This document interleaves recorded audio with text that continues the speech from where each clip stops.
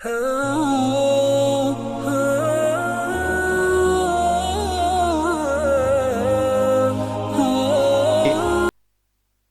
మందికి తెలియని విషయాలు మనందరికీ మన్యం వీరుడు అల్లూరి సీతారామరాజు గురించి బాగా తెలుసు.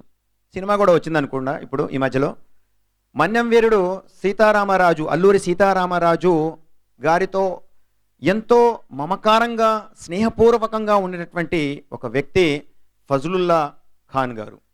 ఫజలుల్లా ఖాన్ గారు ఆ మన్యం ప్రాంతంలోనే డిప్యూటీ మెజిస్ట్రేట్గా పనిచేస్తూ ఉండేవారు.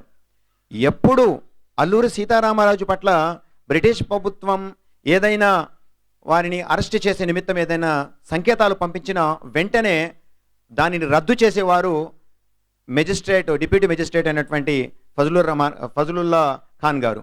మరి ఇంతటి స్నేహబంధం వాళ్ళలో ఉంది చూడండి. ఈ స్నేహబంధాన్ని వివరిస్తూ రాధాకృష్ణమూర్తి 1935లో ఒక పుస్తకం రాయడం జరిగింది. ఒకవేళ ఈ మాట నేను 2024లో కనుక చెప్పుంటే మీరు దాన్ని కొట్టిపడేయచ్చు, ఆయన ఏదో కల్పించి చెప్తున్నాళ్లే అని. పంగులూరి రాధాకృష్ణమూర్తి గారు రాసినటువంటి రచనలో 1935లో ప్రింట్ అయిన ఈ పుస్తకంలో ఆయన చెప్పినటువంటి విషయాన్ని నేను మీ ముందు చెప్పాలనుకుంటున్నాను. ఫజలుల్లా ఖాన్ గారు అకాల మరణం చెందారు కాబట్టి మనం ఆయన గురించి పెద్దగా చరిత్రల పుటల్లో రాయలేదు. కాబట్టి ఒకవేళ ఆయన కనుక బ్రతికుండి ఉంటే ఈ దేశం కోసం ఉరికంబాన్ని స్వీకరించేవాడు. అంటే ఆయన అంతటి సంకల్పంతో, అంతటి స్ఫూర్తితో ఈ స్వాతంత్ర సంగ్రామాన్ని ఆయన పాలు పంచుకునేవాడు అని. అల్లూరి సీతారామరాజు గురించి అందరూ తెలుసు, కానీ ఆయన చెంతలో ఉండేటువంటి అనేక మందికి ఈ విషయాలు, వారి విషయాలు కూడా మనకు తెలియాలి. మనం ఎప్పుడు కూడా పుస్తకాల్లో కొంతమంది గురించి చెప్పుకుంటాం. అంటే చనిపోయినటువంటి మరెంతో మంది హిందువులు కానీ, ముస్లింలు కానీ, క్రైస్తవులు కానీ మరెంతో మంది. చాలామందికి ఇంకో అపోహ ఏంటంటే క్రైస్తవులు అంటే బ్రిటిషర్స్ అందరూ క్రైస్తవులే కదా అనేటువంటి ఒక అపోహ ఉండేది. కాదు, క్రైస్తవులు భారతదేశానికి ఎప్పుడో వచ్చారు. అప్పటి నుంచి కేరళలో ఉండి అక్కడే చర్చిలు కట్టుకున్నటువంటి దాఖలాలు కూడా దాదాపుగా 13-14 శతాబ్దంలో కూడా మనకు చరిత్ర పుటల్లో కనిపిస్తూ ఉంటాయి. సో వారు కూడా భారతదేశాన్ని తమ దేశంగా స్వీకరించారు. కాబట్టి ఎప్పుడైతే బ్రిటిష్ వారు వచ్చి ఇక్కడ భారతీయుల్ని బానిసలుగా చేయడం మొదలుపెట్టారో వారు వారిని వ్యతిరేకించడం మొదలుపెట్టారు. ఆ భాగంలోనే 250కి పైన సంవత్సరాలు అందరం కలిసికట్టి బ్రిటిష్ వారితో పోరాడాము. అయితే ఆయన ఫజలుర్ రెహమాన్ గారు గురించి చెప్తూ, ఆయన కనుక ఉండుంటే ఈ అల్లూరి సీతారామరాజుతోనే చేరిపోయి ఆయన ఏ విధంగా అయితే తూటాలకు బలయ్యాడో ఈయన కూడా అలాంటి సందర్భాన్నే తన మృత్యువుగా స్వీకరించేవాడు అని ఆయన పుస్తకంలో రాయడం జరిగింది. ఇదంత గొప్ప విషయం అండి. అలాగే అల్లూరి సీతారామరాజు గారు మంచి ఆర్చర్ ప్లస్ తుపాకీ కూడా చాలా బాగా పేల్చడం వచ్చి. అయితే ఆయనకి తుపాకీ నేర్పించినటువంటి వ్యక్తి షేక్ మదీనా గారు, ఒక ముస్లిం. ఆయన బ్రిటిష్ ఆర్మీలో అప్పుడు బ్రిటిషర్స్ ఉన్నారు కదా, వారిలో ఉద్యోగాలు చేస్తూ హెడ్ కానిస్టేబుల్గా రిటైర్ అయ్యారు ఆయన. మరి ఆయన షేక్ మదీనా గారు అల్లూరి సీతారామరాజు గారికి తుపాకీ ఎలా పేల్చడం అనేది చాలా చక్కగా నేర్పించారు. అంటే ఇవన్నీ చరిత్ర పుటల్లో కనుక మనం చూసుకుంటూ ఉంటే ప్రతి చోట హిందూ ముస్లింల ఐక్యత ఎంతగానో మనకు వెల్లివిరుస్తుంది. మిత్రులారా, రోజు మనం వాట్సాప్ చూస్తాం, ఫేస్బుక్ చూస్తాం, ఎక్కడైనా సరే ఏదో ఒక సంఘటన మమ్మల్ని నిర్వీర్యపరిచేటటువంటి ఒక సంఘటన మనకి ఎప్పుడు తారసపడతా ఉంటుంది. ఆ సంఘటనలు సర్వసాధారణంగా ఉంటాయి. సోషల్ మీడియా ఉంటేనే ఉంటుంది. మీ నెట్ బ్యాలెన్స్ అయిపోయింది అనుకోండి, ప్రపంచం మీకు చాలా శాంతివంతంగా కనబడుతుంది. మీ నెట్ బ్యాలెన్స్ ఫుల్గా ఉందంటే మీరు ఏదో ఇలాంటి అఘాయిత్యాలతో కూడినటువంటి వీడియోలు చూస్తూనే ఉంటారు. ఎక్కడో ఏదో జరిగితే దాన్ని అన్ని చోట్ల ఇదే జరుగుతుందని ప్రాపగేట్ చేయడం సర్వసాధారణమైపోయింది. కాబట్టి సోషల్ మీడియాలో వచ్చిన ప్రతిదాన్ని అయ్యో చూడండిరా, ఇది చూడండిరా అని మీరు ఫార్వర్డ్ చేసుకోబాకండి. శత్రుత్వం ఏమైనా, విషపూరితమైనటువంటి సందేశాలు ఏమైనా ఉంటే దానిని మీ మొబైల్లోనే డిలీట్ చేసేయండి. భారతదేశాన్ని బయట వచ్చి చూడండి. ఆ భారతదేశం ఎంతో సుందరమైనటువంటి దేశం ఇది. గాంధీ గారితో ఉన్నటువంటి ఒక చిన్న విషయాన్ని నేను చెప్పుకుంటూ, మీకు తెలుసా, ముస్లిం మ్యారేజెస్లో పెళ్లి కూతురికి వలి అని అంటారు. అంటే తండ్రి కానీ సంరక్షకుడు కానీ ఉంటే కానీ వివాహం అనేది జరగదు. మలాంటి సంరక్షకుడు ఫాతిమా అనేటటువంటి ఒక ముస్లిం కుమార్తెకి పెళ్లి పెద్ద ఎవరో తెలుసా? మోహన్ దాస్ కరమ్చంద్ గాంధీ గారు. ఇది అంత చక్కగా ఉంది చూడడానికి. సయ్యద్ నసీర్ అహ్మద్ గారు ఈ చరిత్ర పుటల్లో నుంచి రాసుకున్నటువంటి, యోగానంద్ గారు కర్ణాటక రైటర్ రాసినటువంటి విషయాల్ని ఆయన తిరిగి తెలుగులో రాశారు. ఆయన చెప్పినటువంటి ఒక విషయం చెప్తూ ముగిస్తాను. గాంధీ గారు దక్షిణాఫ్రికాలో చేసేటప్పుడు అబ్దుల్ ఖదీర్ బావాజీర్ అనేటువంటి ఒక వ్యక్తి ఒక మసీదులో నమాజు చేసుకుంటూ ఉండేవారు. ఆయన గాంధీ గారి పట్ల ఎంతో స్ఫూర్తిని పొందాడు. ఆయనతోనే ఉండసాగాడు. ఎప్పుడైతే గాంధీ గారు 1914లో ఇండియాకి వచ్చేశారో అప్పుడు ఆయన కూడా తన కార్యాలని, వ్యాపార లావాదేవీలని, తను నమాజు చేయించినటువంటి ప్రాంతాన్ని వదిలేసి వేరొకరికి అప్పచెప్పి ఆయన కూడా భారతదేశానికి వచ్చేశారు. వచ్చి గాంధీ గారి సబర్మతి ఆశ్రమంలోనే తమ సేవలను కొనసాగించారంటే ఈ ఫ్రీడమ్ మూవ్మెంట్కి సపోర్ట్గా ఉన్నారు.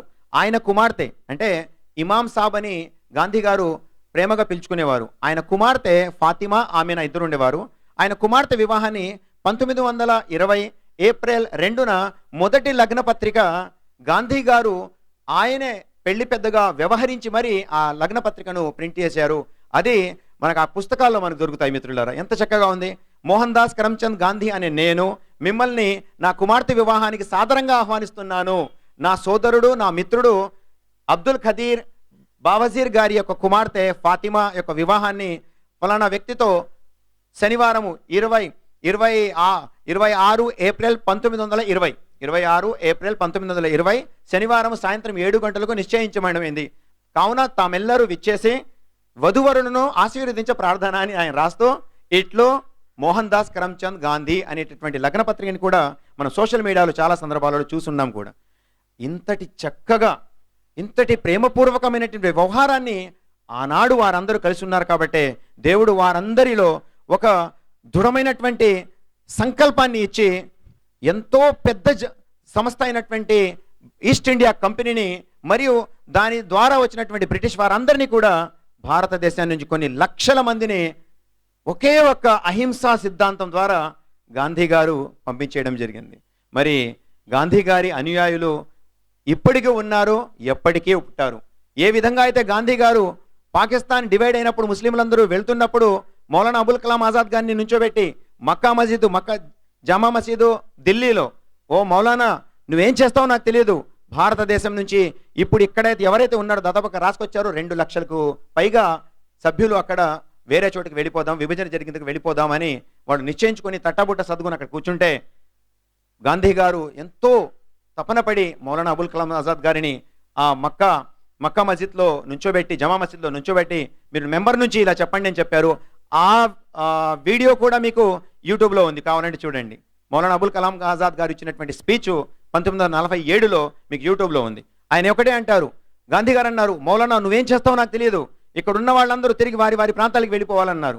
అప్పుడు చెప్పిన మాట, మీరు ఎక్కడికి వెళ్దాలని బయలుదేరారు అందరూ, ఎక్కడికి మీరు వెళ్తుంది? ఇక్కడ ఈ దేశము మీ తాత ముత్తాతల రక్తంతో తరిచినటువంటి నేల, దీన్ని వదిలి మీరు ఎక్కడికి వెళ్ళాలనుకుంటున్నారు? ఇక్కడ మీ పూర్వీకులు చనిపోయినటువంటి నేలని, ఆ గడ్డని వదిలేసి మీరు ఎక్కడికి వెళ్ళాలనుకుంటున్నారని ఆయన అక్కడ లెక్చర్ ఇస్తే వెంటనే ఒక్కళ్ళంటే ఒక్కళ్ళు కూడా అక్కడి నుంచి పాకిస్తాన్ వైపు వెళ్ళకుండా భారతదేశానికి వచ్చేసారు. అట్లాగా మనందరం ఇక్కడ భారతదేశంలో మాస్టర్ చెప్పినట్టు అత్యంత ఎక్కువ సంఖ్యలో ముస్లిములు ఎక్కడైనా దేశాల్లో స్వేచ్ఛగా ఉంటున్నారంటే అది ఎక్కడయ్యా అంటే ద గ్రేట్ ఇండియా, భారతదేశంలో. మరి వాటన్నిటికీ కారణం మోహన్ దాస్ కరమ్చంద్ గాంధీ గారు, మౌలానా అబుల్ కలాం ఆజాద్ గారు, వారి మిత్రత్వం అన్నమాట. వారందరూ అట్లా కలిసి ఉన్నారు కాబట్టి వారి సంకల్ప బలాన్ని దాదాపుగా 30 ఏళ్ళైనా 40 ఏళ్ళైనా ఎక్కడ వారు అసంతృప్తి చెందకుండా తమ ఈ పోరాటాన్ని ముందుకు తీసుకెళ్లి చివరికి విజయం సాధించారు. ఇవాళ వచ్చే సోషల్ మీడియా సందేశాన్ని మీరు నమ్మి మీలో ఉన్న ఈ సమగ్రమైనటువంటి ఈ విషయాన్ని కనుక మీరు మరలా ఫార్వర్డ్ చేస్తే ఆ విష ప్రయోగంలో మీరు భాగస్వాములు అవుతారు. ఆ విషయాన్ని మీ మొబైల్ నుంచి ఇంకా ముందుకు వెళ్లకుండా అక్కడే డిలీట్ చేసేయండి. ఇక ఆ మొబైల్ని అక్కడ లోపల పడేసి టీవీని పక్కన కట్టిపడేసి బయటకు వచ్చి చూడండి. ఈ రంగురంగుల హరివిల్లులా కలిగినటువంటి ఈ భారతదేశాన్ని మీరు ఆస్వాదిస్తారు ఇన్షాల్లా. సో ఈ కార్యక్రమాన్ని విజయవంతంగా చేసినందుకు మొదటగా ముఖ్య అతిథి ఎంఈఓ గారిని నేను ధన్యవాదాలు తెలియజేసుకుంటున్నాను.